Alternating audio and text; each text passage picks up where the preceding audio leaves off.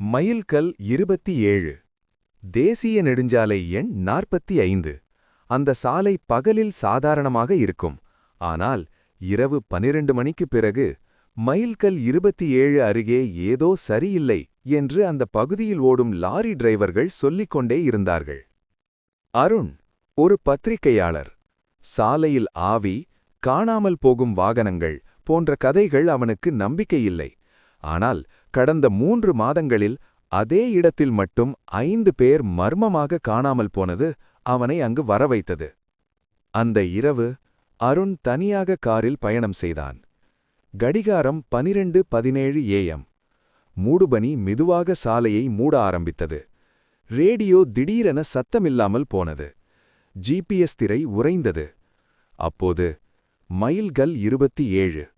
சாலையோரத்தில் ஒரு பெண் நின்றிருந்தாள். வெள்ளை புடவை, முகம் தெளிவாக தெரியவில்லை. இவ்வளவு இரவில் என்று அருண் தயங்கினான். ஆனால் அவள் கை காட்டினாள், உதவி கேட்பது போல. கார் நிறுத்தப்பட்டது. அண்ணா, லிஃப்ட் தருவீங்களா? அவள் குரல் மிக மெதுவாக காற்றோடு கலந்து வந்தது. அவள் காரில் ஏறியவுடன் குளிர், காரின் உள்ளே பனிக்காற்று போல. எங்க போகணும்? அவள் பதில் சொல்லவில்லை. கார் மைல்கல் 27 கடந்ததும் அருண் ரியர்வியூ மிரரில் பார்த்தான். அவள் இல்லை. அதே நிமிடம் காரின் பின் சீட்டிலிருந்து ஒரு குரல், நீயும் இங்க தங்கிட்ட. பிரேக் வேலை செய்யவில்லை. சாலை முடிவே இல்லாதது போல நீண்டது.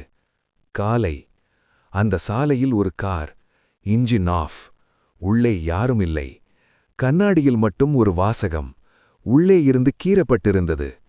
மைல்கல் 27. ஒருமுறை நுழைந்தால் வெளியே இல்லை.